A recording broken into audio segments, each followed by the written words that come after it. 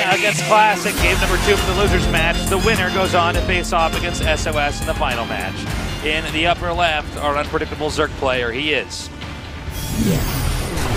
Samsung Galaxy can shine. There was a group in Code A where everyone's name had something to do with a star. Really? It was like Supernova, Shine, in the upper Biol. right, our Protoss player. Has nothing to do with stars. SK Telecom T1 Classic. So Biol, which is Korean for star. Yeah, and then Supernova, Shine, and I can't remember who else is in the group. Well, let's think here. Actually, there can't be that many more. But I remember I was like, wow, this is actually like too wow for jokes, really even. I mean, I tried, but it didn't really work out. Anyways, tweet it at us, guys. I can't quite remember. Artosis and Call Me Tasteless on Twitter. What did Incontrol call me? DreamHack, follow me, tasteless. So funny. Oh, he's a funny guy. Him and his pylons. Yeah, man. How could he not make more than one pylon? That's all right. I'm coaching him. He's learning about making more than one pylon. He needs a tasteless pylon. He needs a tasteless pylon. Next to that in-control pylon to back him up. Mm-hmm. We got a pull first, by the way. Yeah. When a probe gets in your base this quickly, you got to be careful because there could be a cannon rush incoming. It's better safe than sorry. I hate being sorry. No. Never be sorry, Tosis. Well, we got the probe now. Denying. I don't know. I got nothing, man. I'm worn out from that last game we just cast. So the last game was just kind of like a... It's like what we've talked about before. Like sometimes a game is one player defeating the other one. The other times it's like watching a lion kill and then eat a zebra for 20 minutes. I'm like, well, he's eating the zebra, guys. That zebra is dead, and it's still being eaten. There's the limbs being That zebra doesn't now. even have detection. Yeah. And there's burrowed lions all over the map. Burrowed lions? There's teeth burrowed all in its skin. Yeah. Okay, so we have the Nexus coming down here. Mm-hmm. And this should be a fairly passive game. Yeah, at least for the part. start part, yeah, it's like there's no way for them to do anything to each other, so that's cool. It'll be a little bit before we can get into that. By the way, guys, little side note, check out scdojo.com, new StarCraft site that I've been working on. Go check it out. Wrote a nice long Code S preview. You can see all the cursed I'm actually players. so pumped for Code S. Yeah, this season is amazing. It's like I'm more excited about this season than I have been almost ever. Well, wow. I can't believe you got in. Yeah. Well, believe it, Tasteless. It's real. It's in front of your eyes. Sometimes reality is stranger than fiction, Tasteless. Those links got in the main. So dumb. Remember earlier today where you just were like, wow, you're so dumb? What is it you said that I said that to you? The hive and the beeline. Oh, yeah. Couldn't make a beeline there. He doesn't have a hive yet. Yeah. I enjoyed that, Artosis. Yeah, that was good. So the Lings just going to continue to harass these probes and get an exact idea of where the Protoss is at.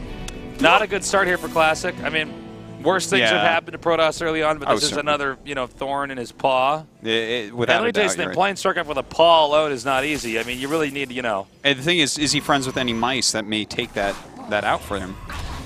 That's a good question. Yeah, it's a question that not many people think to ask. Is that the story? The lion gets his thorn stuck in his paw. And the mouse takes out. Oh, I read this really interesting thing. Cats are one of the only murderers in the animal kingdom, because cats actually, cats apparently will just keep killing things. Yeah. They're one of the only animals in the animal kingdom that actually they are murderers. Back in New Hampshire, I had a Maine Coon cat. Yeah. He's still there. Which is like the biggest type of cat, I'm pretty sure. Just gigantic. Oh yeah, those were like huge gigantic. Ones, right? Yeah. Anyways, we used to have a very healthy chipmunk population in my yard because it's New Hampshire and we have 1 million trees in my yard. He's definitely fixed that. There's definitely not nearly as many chipmunks as there used to be. No, it's actually fascinating. He just killed so many. You could put a cat in an environment with, like, let's say mice or some small lizard or mouse, and it would actually just kill every single one. It will not stop till they're all dead. It doesn't need to eat them. That's actually how the dodo went extinct is they introduced a house cat that was pregnant to the island. I believe this is the dodo. No, I thought that dodo just died off eventually because it couldn't run away from that. It couldn't fly away from natural predators. No, I'm pretty sure it was someone brought a cat to the island that was pregnant, and then cats. Like this has happened. I know this has happened with various types of finches. Really? Where like a cat is brought to the island to take care of like mice or something. Yeah. And then they kill any ground-based birds on islands. Basically went extinct because of cats. That's crazy. So think about that, guys. That cat of yours, that thing that poops in the box in your house and stuff. Yeah. And sleeps all the time. He's a murderer. Not tasteless. Not tasteless. If tasteless' girlfriend is. That's not who we were talking about here. He's not tasteless is not a murderer. He's many things. He's not a murderer. I clean my own box. He does. But I do sleep all the time. Okay, so we got the links coming up here now. Game is picking up a little bit. Yeah, 11 roaches on the way right now. These lings doing just nothing. This is actually a perfect defense, really, from Classic. Yeah, really nice. Sentry's only taking some damage on their shields, actually, and pretty economical with the force fields. The Twilight Council is nearly done, but there are roaches coming out here with links, Tosis! That's right. This is a lot of units on the way, Tasis. And 4 gas is following this up really interestingly, as well as a macro hatch. All the gates, by the way, are in this expansion, so if he hits hard enough here, and let's say hypothetically unpowers these gates, this Protoss is in some serious trouble. Yeah. Well, here we go. He's going after this cannon right away. Does get it. The Nexus cannon goes down. Is he going to continue to attack into this? Well, the force fields did block off the army. From the magnetic base, but some of these force fields are actually pretty fantastic. He is. Ooh, is he actually going to get this Nexus? I don't think so. Nexus. I think this actually. I think this was a bit overzealous. Really good SimCities, really good force fields, just great defense overall from Classic. That was one of those moments where you have to stare blankly at the game for a minute. Like, wait a minute, do it. He just doesn't get that Nexus. Okay. Well, that's a big waste. This might get very interesting in a moment here, Tasis. That Spire's going to finish up. He has a lot of gas income at the moment. He's probably going to make a bunch of mutas against someone. I guess Blink will be done when he gets there, but how many Stalkers will he actually have? That's the big question. And of course, where will the Stalkers be when the mutas do get there if he has enough? Yeah, that's the big question. That's what I'm going to ask when I die. Like, well, I mean, you saw the rest of the game. You already know. I'm like, no, just tell me. Just tell me the answer. There's not much time left, Tasteless. All right, so 8 mutas on the way. Some lings as well. Artosis dies before Tasteless. He dies from the only cancer that could have been stopped by eating meat. All right, so we have the Oracle coming up. The SimCity pretty good at the expansion, but the Zerg is taking the 4th base in the lower left. That attack, it seemed so wasteful and so well held.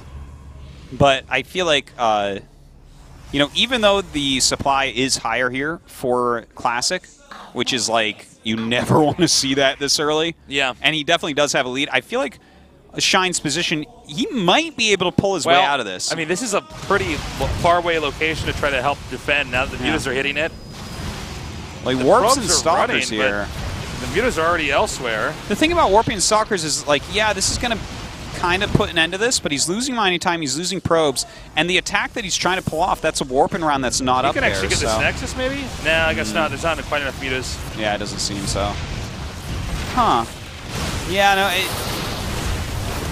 I guess Classic is going to break him on this, maybe, but I'm not sure, actually. This is like a very weird scenario. Whoa! Ooh. Wow. That was definitely a little bit sloppy. These roaches not really getting the surface area they're looking for, but does force a recall, doesn't want to lose all those sentries. That's for sure. This has been a very bumpy game so far. Well, this is actually like Shine's type of games. He's actually one of the hardest players to commentate because he brings the game into areas that you never really get to see because he's willing to do crazy stuff. Like, he went up, made a ton of lings and roaches, right-clicked on that Nexus, didn't get it, and went right into mutas, which is like, well, now we see Protoss with a way higher supply, but look at this. He's on creep, and you have just enough units, and he warped in around at home, so he's not going to break your army on creep. So suddenly now we're in this weird position where Shine's 4th base finish. He bends the rules for Zergs. I got to agree. I thought that with the timing attack coming up here, he should be okay, but no, the Mutas get over there. They got a lot of probes that Protoss wasn't able to reinforce, as you were saying, and this game is here where it is. It's a Zerg that's now, again, ahead in supply. He doesn't have a tremendous number of sentries with this army either, because some of them were picked off earlier. So, in fact, that's only 4 force fields, or a Guardian Shield and 3. I mean, that's not what you want on creep against Roach, Hydra, Ling. I guess there's no Lings, but well, there could be very soon, though. Yeah. You know, I think he's going to get squashed here. He's going to be hit from 2 angles, and the Stalkers aren't going to have anywhere to blink. I spoke too soon. They managed to chase those Roaches down. Yeah, this is a really nice pickoff for Classic. This is exactly what he wants right now, is a move like this. That's a lot of supply, a lot of dead Roaches. And, you know, it's not like Shine has a gigantic bank to work with to refill this either. That was an important little chunk of army that just died. Especially with Shine's gas. It's so low. Classic regroups. Can Classic break through here? He does have 1 Colossus popping out. The Temple Archives is coming. He also is going to have +3 here. He probably should not attack until +3 is done. Yeah. Have to agree with you on that. It's probably should just try to hold this area right now. In fact, if he attacks down, he will just die. Yeah, like he'll have to blink out and retreat after losing some units, or maybe warp home. I like the idea of what Classic's doing here. Just a little bit of dropping. See if he can't get that army to split up. Yeah, this is a fantastic harass. Look at this. He's killed quite a few drones. You know, forces a runaway, forces some units back. Forcing units back didn't actually do anything for him this time, but a lot of times that's very helpful. We have Shine now pushing out here. They're both maxed out, so this is a bit scary here. The +3 is done, but you got to be careful here. When you're Classic, you don't want to engage if you're not sure you're going to win. Classic also could pretty much hold off counterattacks if he stays back, but if he starts to move out, there is a chance Zerg might try to run around him. Then again, it's not as easy to counterattack with Roach Hydra as it is with Lang Muta, for instance. Oh, yeah. Roach Hydra is a much clunkier, but a higher damage dealing combo. Yeah. And it looks like we're going to have our Protoss now take a 4th base. And look at this. Really smart to leave those Hydras. That's something a lot of Zergs do like to do in the late game. Need a couple Hydras to intercept those Warp Prisms, because that's one of the chief ways that Protoss actually stays even or gets ahead. Okay, he's going to get this pylon up here. That unpowers the cannons, but does not make the base unsafe. I got to say, Classic's definitely in control here, but look at the money that Shine has now. Yeah, he does have quite a big bank, but against Storm, Storm, good upgrades, Blink, Colossus, 4 bases about to be done. See, this is what Shine does a lot of the time. He's like, well, I can't win straight-up engagements. Time to run around and counterattack. Yeah, time to win off finesse here. Yeah, and that's what he's trying for. We'll see if this works out for him. Like, will he lure him over? It looks like Classic wants to kill this base first, but this means I do believe he will lose. Yeah, he's going to lose his 4th while he kills this 4th, but 3 base against 3 base, that's Protoss territory. It certainly is. Especially 19 minutes in. Now, we have about 9 mutas out, which is not quite enough. I think actually Classic just wins this. I think he's actually got such a ridiculous amount of units. He just you can't outmaneuver this because Classic's army's already just in your base killing everything off. Yeah. You can't start a base trade late. Then again, Shine. Okay, hold on. Shine is starting a base, guys, in the bottom right. No, it doesn't matter, actually. He left enough units at home that he's enough units at Shine's base that he's still killing stuff. GG. Okay, game number 3 here. It's really surprising that Shine made that game look like there was any chance after the failed attack on the Nexus. But, I mean, good job by him, I guess. Classic, though, does just kind of finish him off in a very methodical way. Let's see what Shine's going to do in game number 3. Again, Shine hard to play against because he throws so many things at you, but Classic, it seems like if he just stays calm and composed, he can deflect everything. Again, the pressure's on, though, because the winner here goes on against SOS, and SOS is really hard to beat. I mean, think of how exhausted, let's say, you're Classic, you beat Shine, then you got to go again in a PvP. with the brainiest P out there. Yeah, that is very true.